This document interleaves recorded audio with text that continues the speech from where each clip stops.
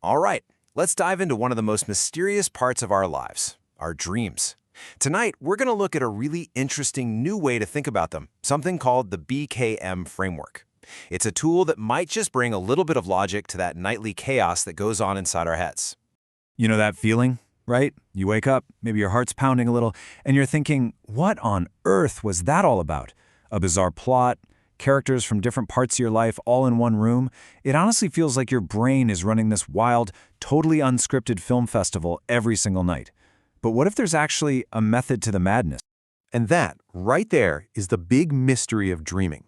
I mean, sleep science has come so far, it's incredible. But there's still this huge gap between what the scientists can measure in a lab and what we actually feel and experience when we're dreaming. So yes, science can tell us all about the mechanics. It can explain our 90-minute sleep cycles, the difference between REM and non-REM sleep, our body's internal clock, all that stuff. But what it doesn't really explain is the story of our night. Why do our dreams sometimes feel like they're connected, like one is picking up where the other left off? Why do they seem to get more and more intense as the night goes on? And what is with waking up at 3 a.m. with your mind just racing a million miles an hour? Okay, so this is exactly where the BKM framework comes into play. Now, it's not trying to be a new biological theory or replace sleep science. The best way to think of it is as a new conceptual layer that sits right on top of what we already know. It's a framework to help us make sense of the experience of dreaming. To really get what BKM is about, let's use a metaphor. Picture your mind as a super busy office.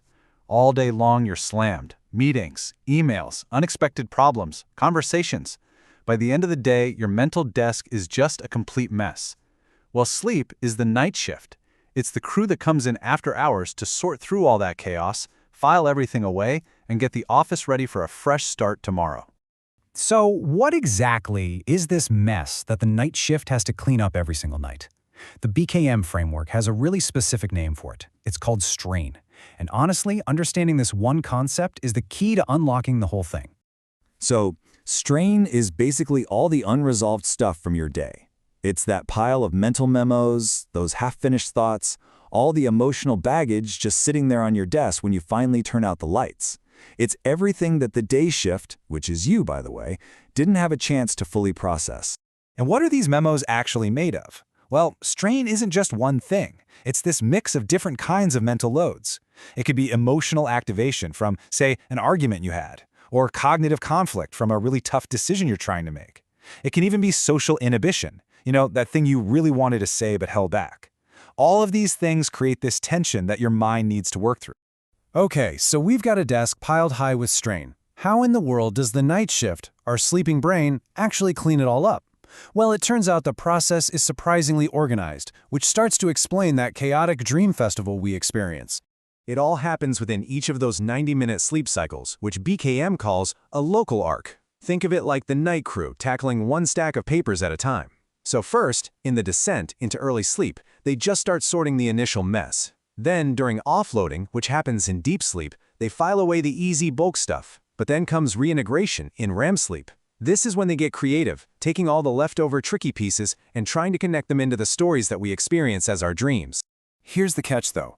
These 90-minute cycles aren't just isolated events. They're not separate little cleanup jobs. Each cycle actually builds on the work of the one that came before it.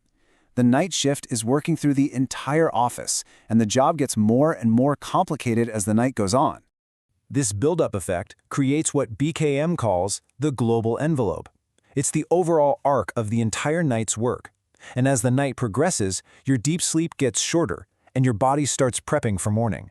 This puts more and more pressure on the system to deal with the most complex, leftover bits of strain. And this perfectly explains why that 3 to 4 a.m. window can feel so intense. It's often the absolute peak of this processing demand. The night shift is wrestling with the toughest, most emotionally charged files, and the pressure on the whole system is at its highest point. So, what happens when the amount of strain is just too much for the night shift to handle? Well, that's when you jolt awake. A sudden, middle-of-the-night awakening with a racing mind is, in this metaphor, the night shift supervisor slamming the emergency alarm. The system is overloaded. The processing demand is just too high, and the only way to stop a total meltdown is to wake you, the day shift manager, up. But wait, it gets even more interesting. The BKM framework suggests that the night shift isn't just one general crew. It's actually a highly specialized team. And our different types of dreams are like different specialists, and each one has a very specific job to do. So, instead of having just one type of dream trying to do everything at once, your mind is actually assigning different jobs to different dreams all through the night. You've basically got a whole dream team working together in a sequence to manage the total amount of strain. This gives us something like a job roster for our dream team. So early in the night, you might have an orientation dream. Its job is just to review the key files from the day. A little later, a redistribution dream might pop up to show you where things in your life feel out of balance. Then you get to the main event, the exposure dream, which is the one that tackles the hardest, most high-stakes memo. Now, if that gets too intense, a containment dream can kick in to stop the system from overloading. And then finally, as morning gets closer, a discharge dream helps to release any last little bits of tension. So, why does any of this matter? What's the point? Well, the BKM framework isn't just a cool theory to talk about. It's actually a really practical tool. It gives us a brand new kind of inner map, a way to better navigate and understand the incredible workings of our own minds. When you look at it this way, the BKM framework gives a logical flow to what usually feels totally random. It offers a clear reason for why you might wake up with your heart pounding at 3 a.m. It helps you turn those confusing, bizarre dreams from just meaningless noise into really useful data. Data about the strain your mind is working so hard to resolve.